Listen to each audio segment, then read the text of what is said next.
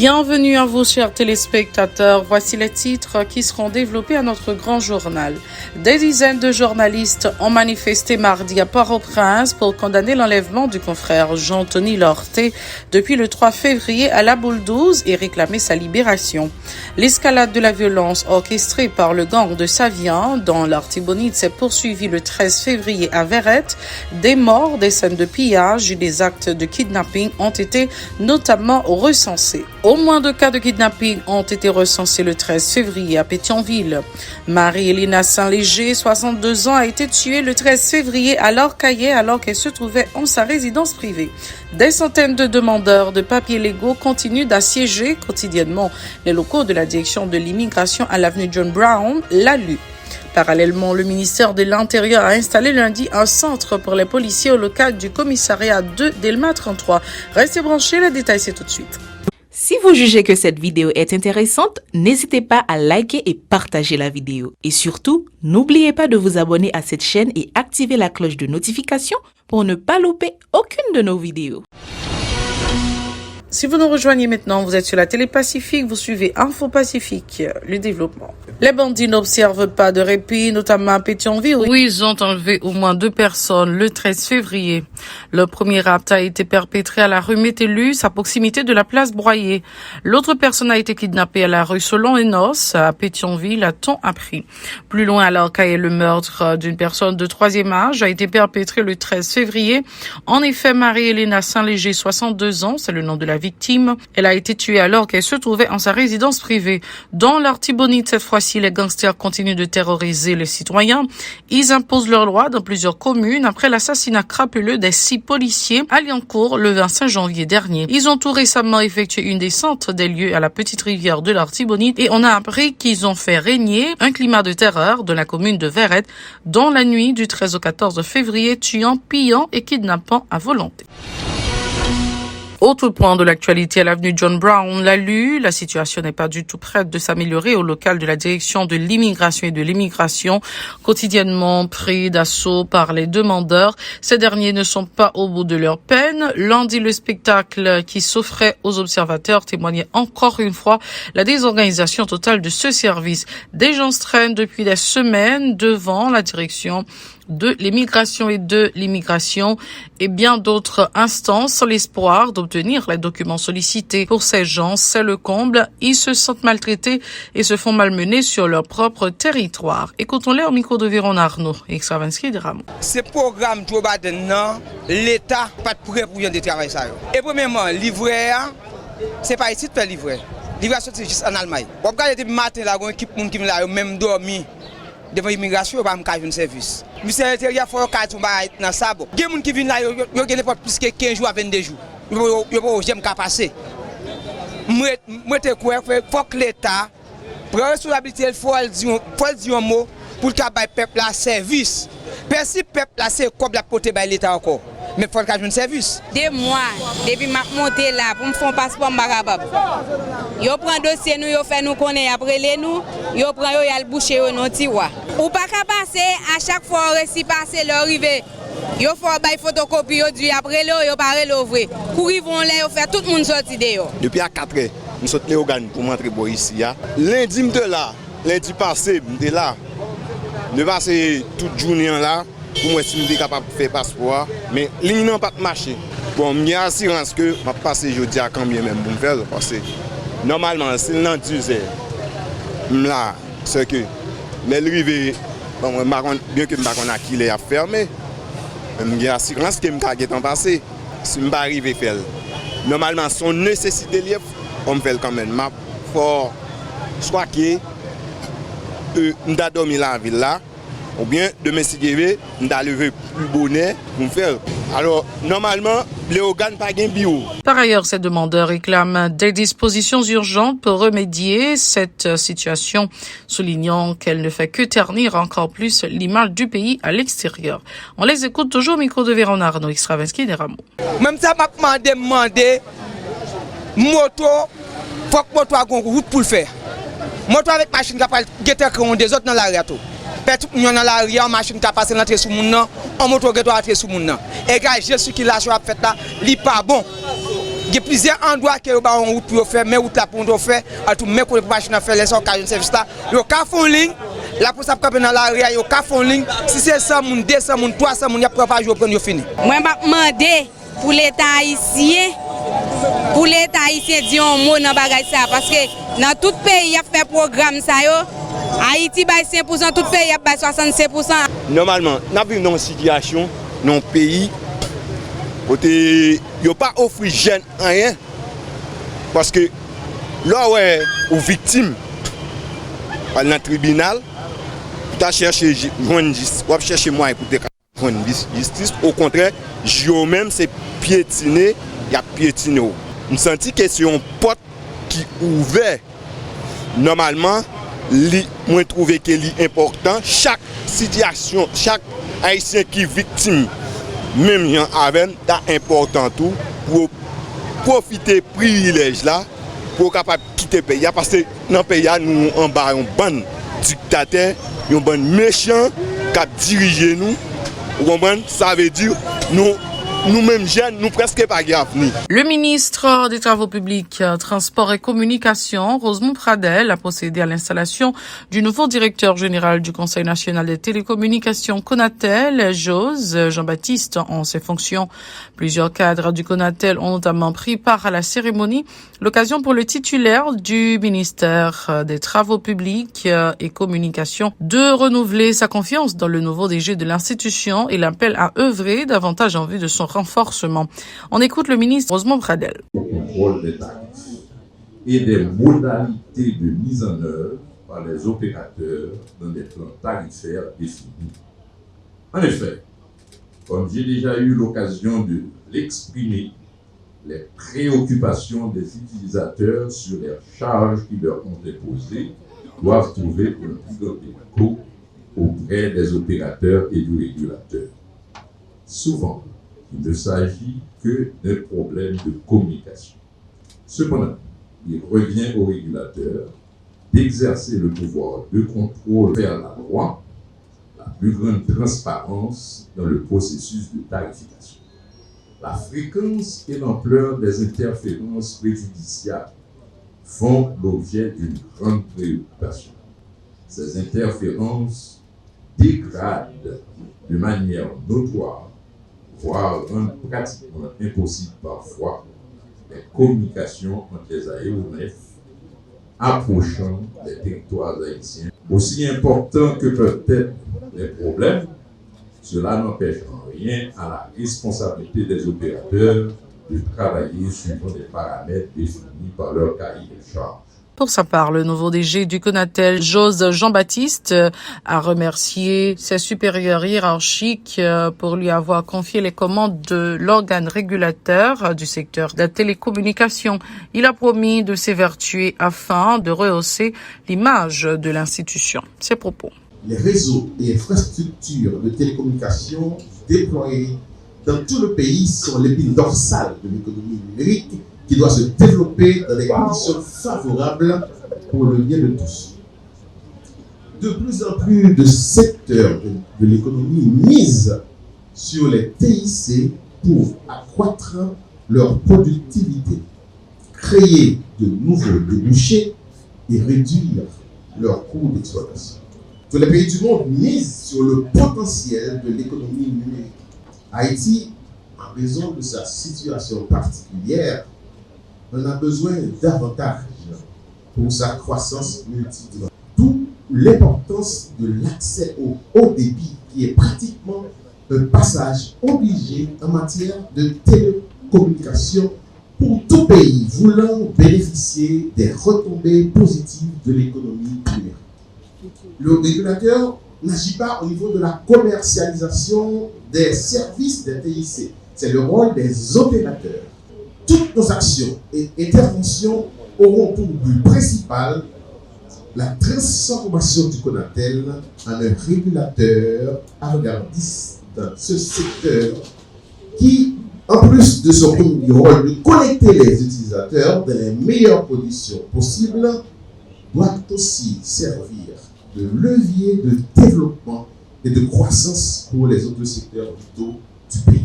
Le groupe Impact et l'Union des femmes à mobilité réduite ont clôturé mardi à Pétionville une séance de formation de 2 jours sur l'attitude à adopter par les personnes à besoins spéciaux lors des catastrophes naturelles. Selon la directrice exécutive de Impact, Joanne Garnier, cette initiative permettra à ces gens de mieux se protéger en cas de désastre. Elle a promis d'étendre ce programme aux autres régions du pays.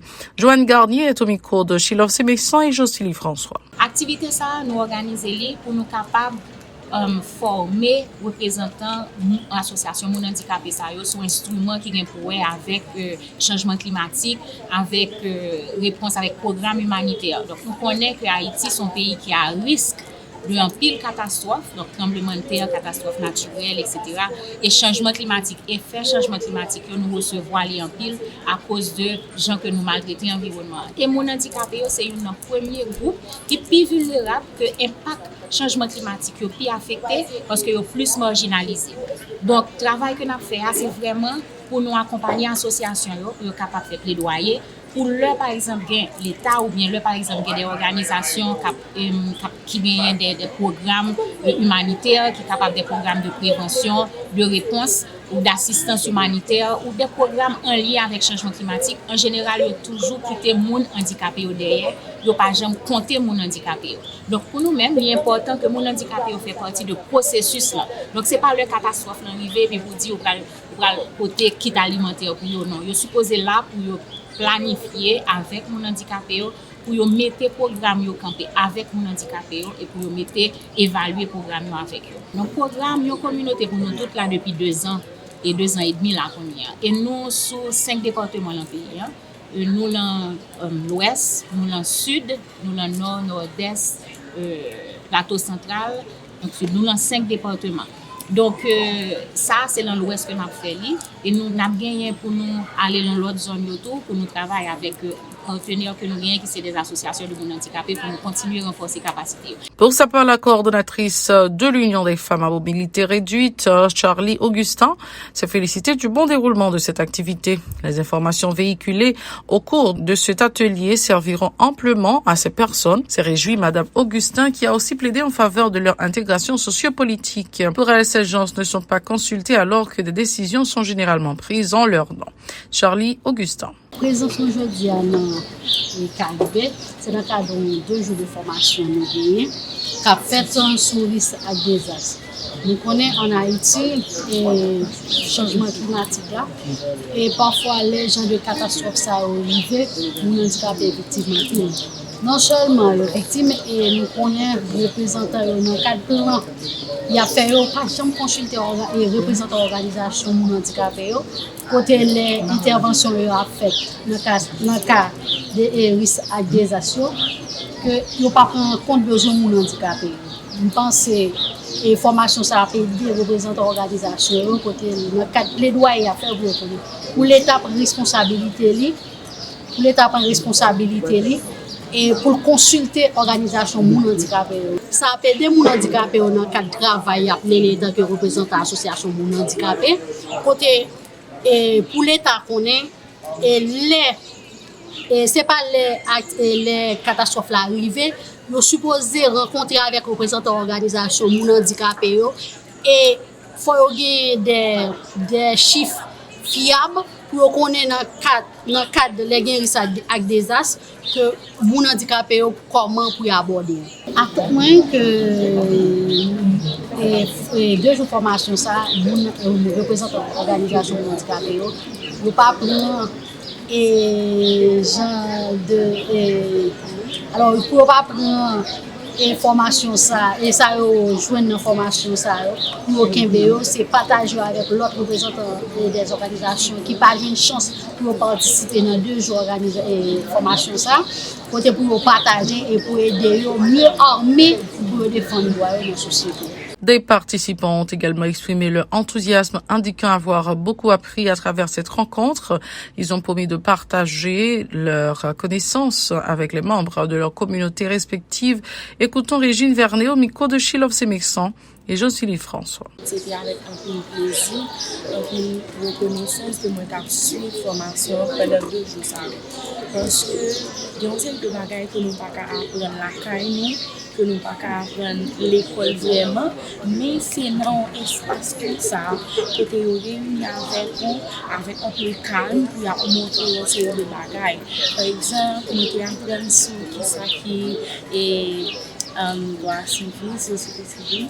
Donc, moi connais les moins couleur orange, ça dit que il y a une alerte dans la zone, il y a un problème.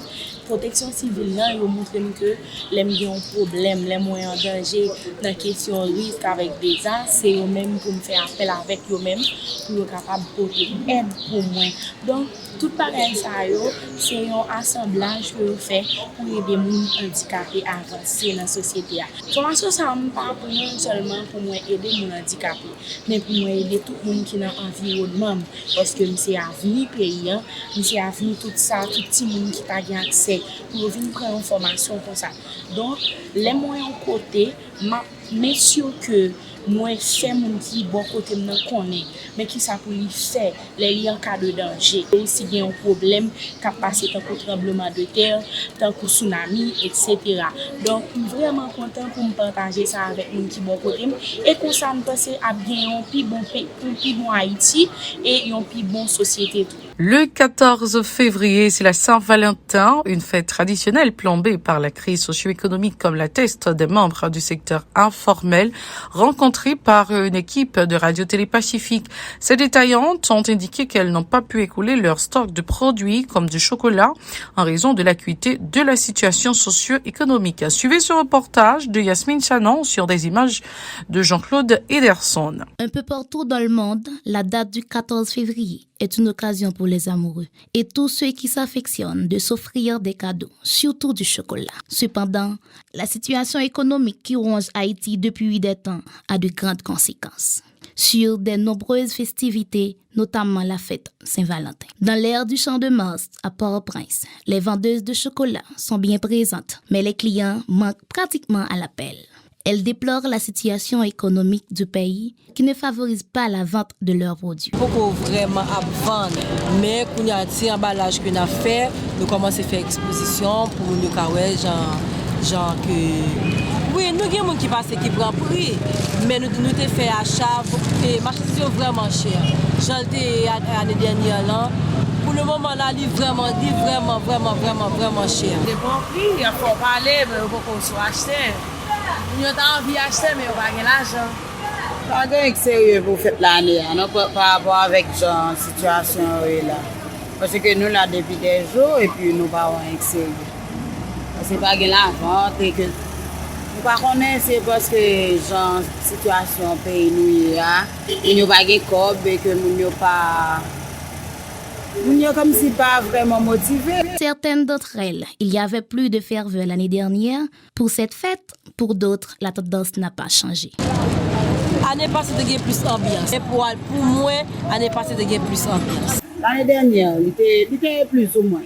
Il était plus ou moins parce qu'il y a des nouveaux comme si, ouais, par rapport à ce que nous mettons dehors, nous pouvons rentrer. Mais l'année ça là, nous ouais, l'année passée, c'était mieux. Nous ne pouvons jamais venir parce que nous là depuis jeudi. Bon, l'année dernière, il était plus ou moins. Toutefois, elle reste confiante qu'elle écoulera quand même quelques paquets. Elle appelle aux amoureux et amoureuses à ne pas rater l'opportunité. C'est ça que je fais tant. Vous connaissez, faites l'amour, partagez-les, pour faire que le ménage content. Même que ce n'est pas jour qui est vraiment important. Pour vous faire ménage ou bien madame au cœur content. Chaque jour, ça que je fais tant. Est-ce que nous allons passer pour nous accompagner, pour nous faire que le ménage content, faire que la fille content, faire que madame content. Pour le moment, fleurir plus. Pour toujours faire des fêtes là, pour ne pas décourager, même si on va gagner l'argent, mais pour toujours faire des efforts. Ménager, qui sont filles, qui sont garçons, maman, soeur, petite. Parce que c'est Valentin, pas seulement pour aimer. Vous comprenez? Pas seulement pour madame, mais pour maman, pour petite. On a besoin. Pour certains, il n'y a pas de date pour célébrer l'amour. Cependant, pour d'autres, le 14 février reste la seule période où elles reçoivent des cadeaux de leurs partenaires. C'est la toute fin de ce journal. Merci d'avoir été des nôtres. Restez branchés à la Télé Pacifique pour le reste de la programmation et joyeuses fêtes de Saint-Valentin à tous.